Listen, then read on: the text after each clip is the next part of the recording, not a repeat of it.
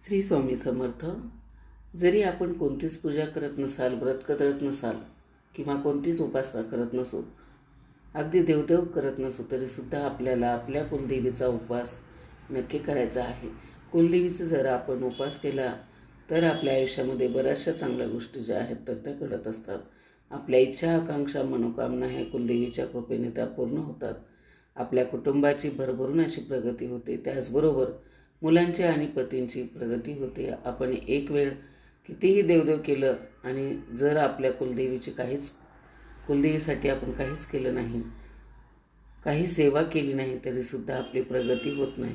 कारण कुलदेवी जी आहे तर ती अतिशय महत्त्वाची आहे. कुलदेवी आणि कुलदैवत यांची जर आपण उपासना करत नसाल, पूजा करत नसाल आणि मग इतर आपण कितीही पारायण केले, अनुष्ठान केली, तरीसुद्धा आपल्याला त्याचं फळ जे आहे तर ते मिळत नाही.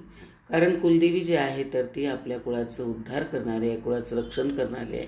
त्यामुळे इतर देवदेव नाही केलं तरी चालेल, पण कुलदेवीचा उपास जो आहे तर तो अवश्य करावा.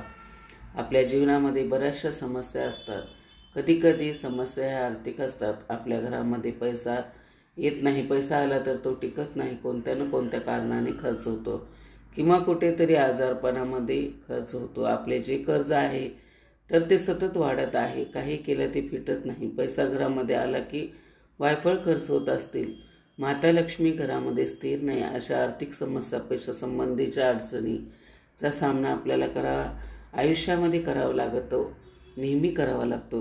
किंवा आपली जी मुलं आहेत तर ती वाईट नादाला लागलेली आहेत, व्यसनाच्या आहारी गेलेली असतील. लहान मुलं सतत किरकिरपणा, चिडचिडपणा, हट्टीपणा करत असेल, आपलं ऐकत नाहीत. किंवा जी मोठी मुलं आहेत त्यांना शिक्षणामध्ये हवी तशी प्रगती होत नाही, त्यांना हवी तशी नोकरी मिळत नाही, नोकरीमध्ये यश मिळत नाही, तर अशा वेळेला सुद्धा आपण आपल्या कुलदेवीचा उपास करू शकता. आपल्या पतीच्या प्रगतीसाठी सुद्धा आपण हा उपास नक्कीच करू शकता. कारण कुलदेवी जर आपल्यावरती प्रसन्न असेल तर मग आपल्या कुळाची प्रगती निश्चितपणे होत असते.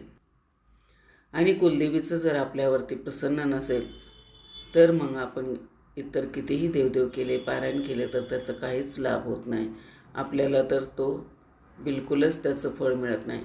तर असा हा कुलदेवीचा उपवास आपण कशा पद्धतीने करायचा आहे, कोणता वार आपण उपवास करायचा आहे, अशी संपूर्ण माहिती आपण आजच्या या व्हिडिओमध्ये पाहणार आहोत. तुम्ही व्हिडिओ शेवटपर्यंत नक्की पहा. चॅनलवरती जर नवीन असेल तर चॅनलला सबस्क्राईब करा. चला तर मग व्हिडिओला सुरुवात करूया. तर कुलदेवीचा उपास कोणी करावा व कसा करावा हे तर आपण पाहूच, पण त्या अगोदर आपण कुलदेवीची वर्षातून एकदा का होईना ओटी आहे जी ती भरायलाच हवी. आपण चैत्र नवरात्रीमध्ये किंवा आपण दुसऱ्या शारदीय नवरात्रीमध्ये ओटी भरू शकता. किंवा जरी आपल्याला नवरात्रीमध्ये ओटी भरणं शक्य झालं नाही तर मग किमान वर्षातून एकदा आपल्याला जेव्हा कधी वेळ मिळेल त्यावेळी आपल्याला आपल्या कुलदेवीच्या मूळस्थानी जायचं आहे आणि आपल्या कुलस्वामिनीचा मान सन्मान जो आहे तर तो करायचा आहे. कुलदेवीची ओटी जी आहे तर ती भरायची आहे. कुलदेवीची ओटी भरणं हा एक कुलाचार आहे आणि जो आपल्याला करायचा आहे, करायलाच हवा. जी घरात स्त्री आहे तर तिनेही ओटी भरायची आहे. आता कुलदेवीचा उपास जो आहे तर तो कोणी करावा आणि कुलदेवताचा जेव्हा उपास करतो तर घरातील जो कर्ता पुरुष आहे तर तो हा उपास करत असतो. ज्याप्रमाणे कुलदेवताचा उपास हा कर्त्या पुरुषाने करावा, त्याचप्रमाणे कुलदेवीचा उपास जो आहे गृहलक्ष्मीने म्हणजे घरातल्या कर्त्या स्त्रीने करावा. त्याचप्रमाणे आपण ज्या स्त्रिया आहेत तर त्यांना हा जरी उपास करण्याची इच्छा असेल तर त्यांनीसुद्धा करू शकतात, काहीच हरकत नाही. परंतु जेव्हा आपल्या घरातील कर्ती स्त्री किंवा कर्ता पुरुष आपल्या कुलदैवत किंवा कुलदेवीचा उपास करतात त्यावेळेला त्याचे पुण्य हे तर जे घरातील सर्व सदस्यांना, सर्व व्यक्तींना लाभत असते. आता हा उपास कधी करावा तर कुलदेवीचा वार आहे, हा उपास करायचा आहे.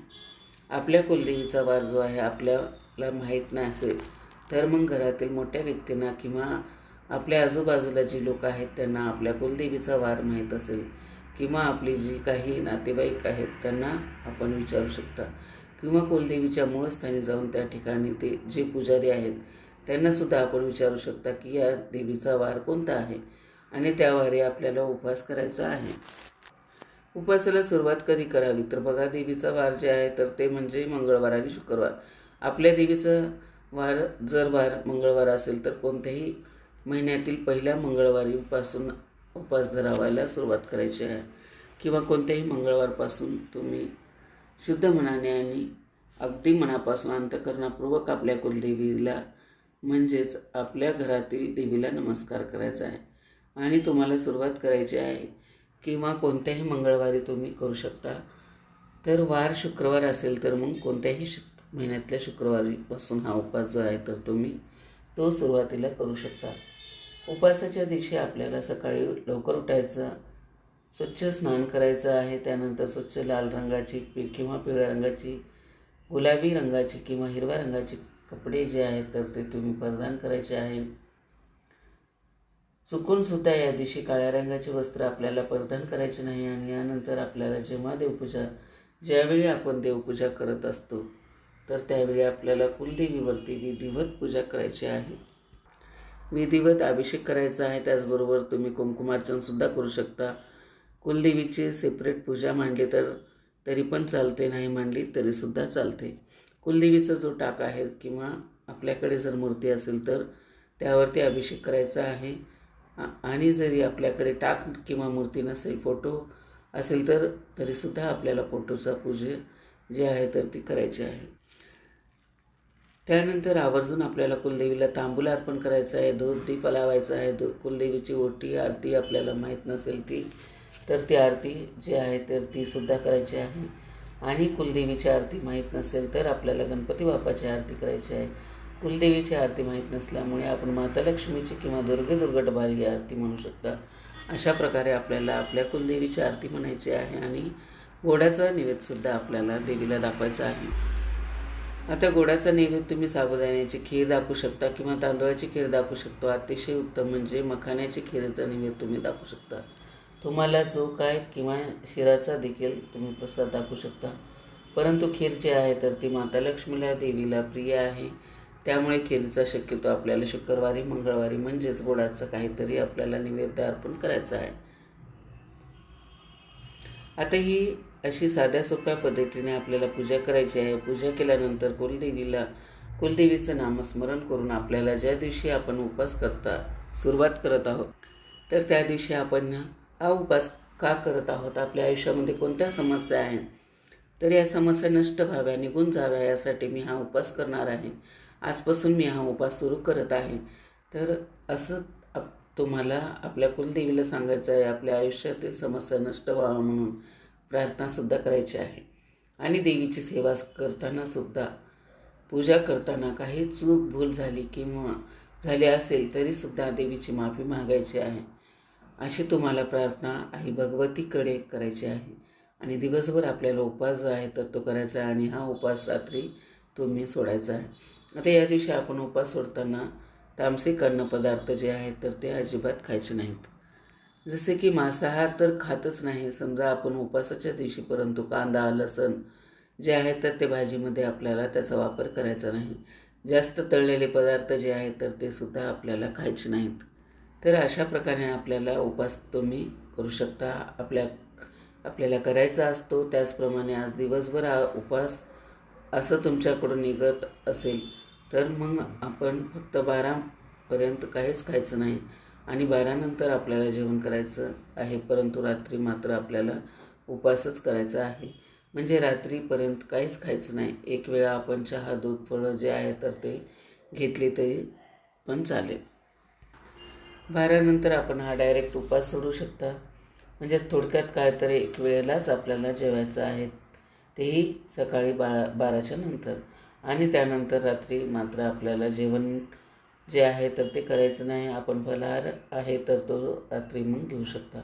जसे की साबुदाण्याची खिचडी असेल, भगर देखील देवीचा उपवासाला चालते तर तीसुद्धा तुम्ही खाऊ शकता.